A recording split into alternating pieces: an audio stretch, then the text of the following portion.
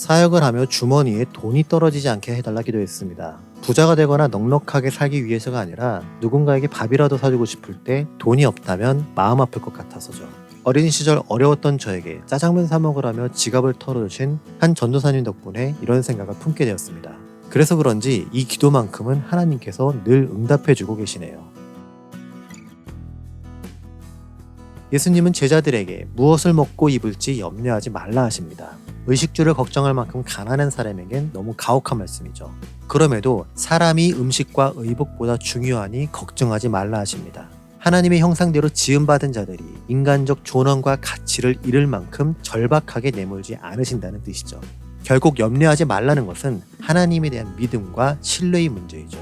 음식과 의복은 삶에 있어 매우 중요합니다. 하지만 이것들은 생명 유지나 보호의 수단이지 그 자체가 목적은 아니죠. 더 많이 먹고 더 잘 입는다고 해서 그 사람이 오래 사는 건 아니니까요. 그래서 예수님은 돌을 떡으로 만들라는 사탄의 요구에 사람이 떡으로만 살 것이 아니라 하나님의 말씀으로 산다는 신명기 말씀으로 답하십니다. 이는 이스라엘 백성들에게 하나님에 대한 신뢰를 견고히 하라는 모세의 권면이었죠. 광야는 무언가를 심거나 경작할 수 없는 버려진 땅입니다. 그럼에도 출애굽 백성들이 40년이나 그곳에서 지낼 수 있었던 것은 하나님이 그들을 지키신다는 약속 때문이었죠. 사람의 힘으로 발버둥 쳐도 소용없는 광야지만 하나님이 하시면 가능하다. 그분은 이미 너희를 구해내시겠다 말씀하셨고 하나님은 약속을 지키시는 분이다. 그렇기에 너희가 어디에 있든 어떤 상황이든 하나님은 너희를 지키신다. 그걸 믿고 걱정하지 마라. 모세는 그러한 확신으로 권면한 것이죠.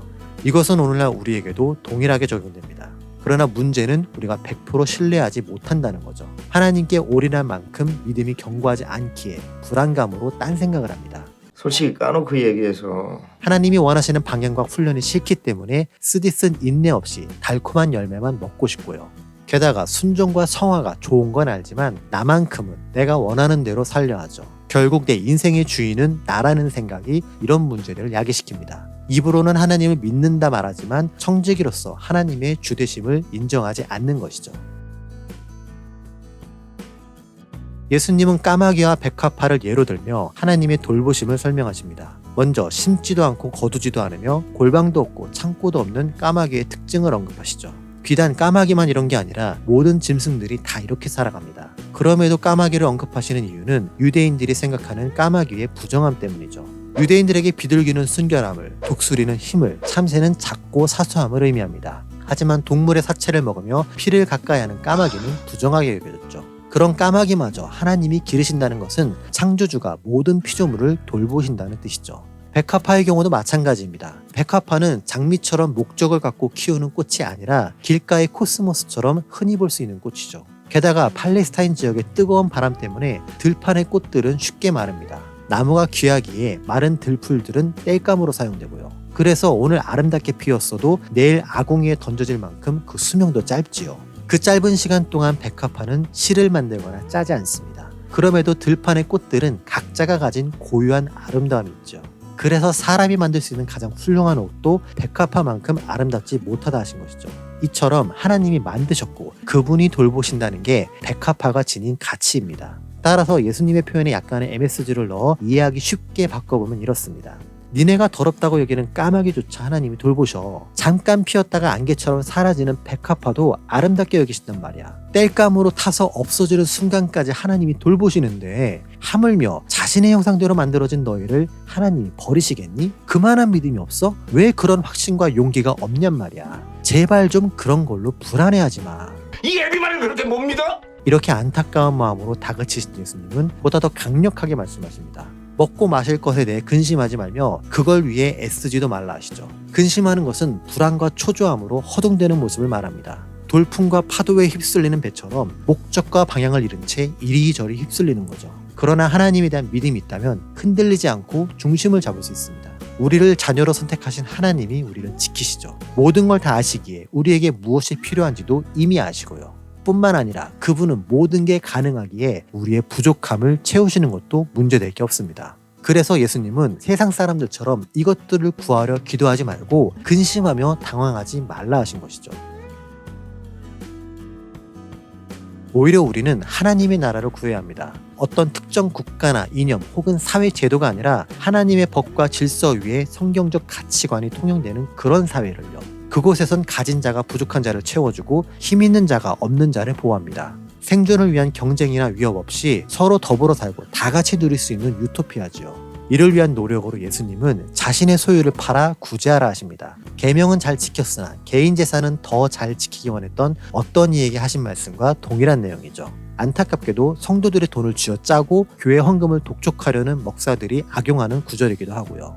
그러나 예수님은 무소유나 극빈의 삶을 살라고 하지 않으셨습니다. 재물 자체를 부정하지도 않으셨고요. 우리는 눈에 보이는 영역에서 해야 할 일이 따로 있습니다. 지난 몇 개의 영상에서 이미 다룬 것처럼 우리가 알아야 하는 건 소유의 목적과 올바른 사용 방법입니다. 하나님의 형상으로 지음받은 사람은 다른 피조물들과 달라야만 하니까요. 짐승들도 배부르고 등 따숩게 가족과 새끼는 건수하기에 우리는 그 이상이 되어야죠.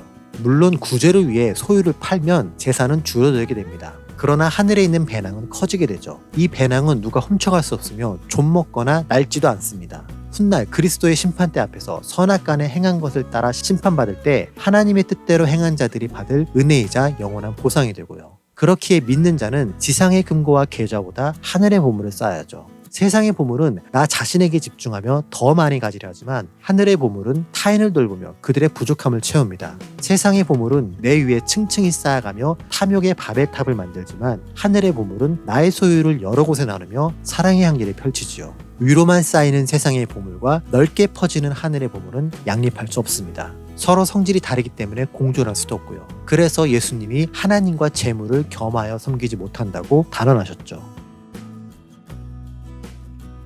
이미 우리는 신앙생활을 하면서 이와 관련된 성경을 읽었고 설교도 수없이 들었습니다. 하지만 정작 현실에서는 그간 읽고 듣고 다짐한 것과는 전혀 다른 본능적인 선택을 해왔죠. 믿음이 작다며 내가 연약하다며 나중에 회개할 때 하나님이 이해해 주시길 바라면서요. 그러나 그런 생각들은 자기 선택에 대한 정당화이자 핑계일 뿐입니다. 재물은 하나님의 자리를 위협합니다. 교회와 사람을 무너뜨리는 강력한 무기고요. 평생 동안 사역과 목회에 헌신한 목사님들도 은퇴할 때 돈으로 인해 교회를 어지럽히는 걸 보면 재물이 가진 무한한 영향력과 힘을 짐작할 만합니다.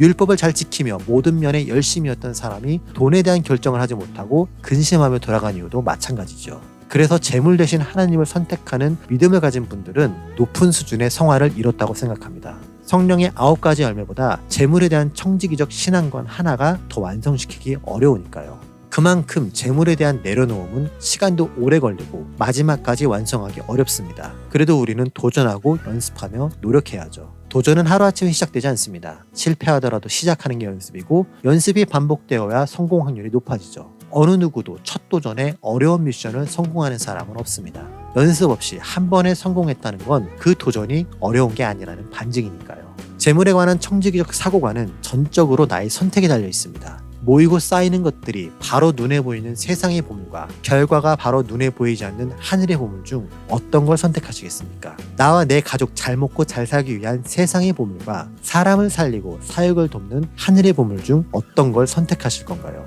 지금보다 더 많이 쥐고 쓰기 위한 세상의 방법과 더 많은 나눔으로 하나님의 사랑을 나누는 하늘의 방법 중 어떤 걸 따르실 건가요? 여튼 부담 갖지 마시고 나의 선택은 결국 하나님에 대한 나의 믿음입니다. 주일마다 교회 가고 예배 봉사한다고 하나님에 대한 믿음이 아닙니다. 성경 구절들을 붙들고 확신하며 기도하는 게 하나님에 대한 믿음도 아니고요. 오히려 내 자아를 내려놓고 말씀대로 순종하는 것이 믿음입니다. 어렵지만 해보려는 노력, 실패해도 다시 반복하는 수고, 끝이 보이지 않아도 가보는 순종, 그런 게 믿음이죠. 그런 믿음을 회복하고 청지기적 재물관으로 살아가는 여러분이 되길 소망하며 다음 시간에 만나요.